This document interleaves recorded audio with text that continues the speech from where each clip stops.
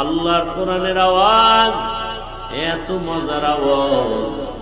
আবু জাহাল নবীর বিরোধিতা করে, উতবা শাইবা নবীর বিরোধিতা করে, কিন্তু নবীর জবান মোবারকের তেলাওয়াত এত সুন্দর। রাতের গভীরে আবু জাহাল, আবু লাহাব, উতবা শাইবা এরা গোপনে গিয়া রহমতের নবীর ঘরের কিনারায় দাঁড়ায় কোরআনের আওয়াজ শুনে। কারণ এটা এমন একটা কিতাব, জমিনের মধ্যে এত আওয়াজ আসে, আল্লাহর কোরআনের আওয়াজের মতো মজার আওয়াজ আর নাই। আউযু বিল্লাহি মিনাশ শাইতানির রাজীম। বিসমিল্লাহির রহমানির রহিম। আলহামদুলিল্লাহি রাব্বিল আলামিন। আর রহমানির রহিম। মালিকি ইয়াউমিদ্দিন।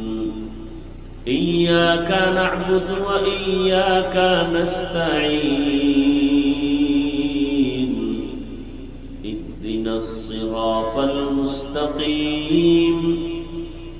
সিরাতাল লাযীনা আন'আমতা আলাইহিম গায়রিল মাগদুবি আলাইহিম ওয়ালাদ-দাল্লিন।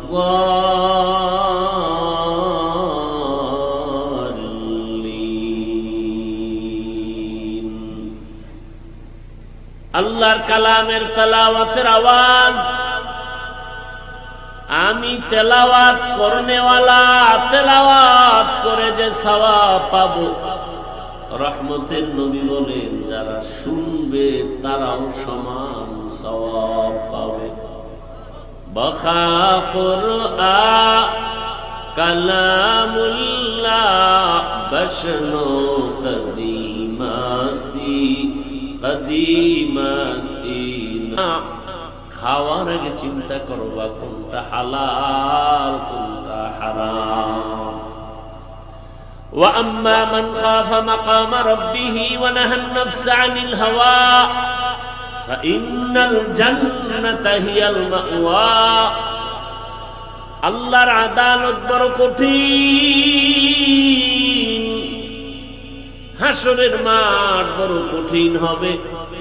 এই জমিনটা হবে হাসরের মাঠ।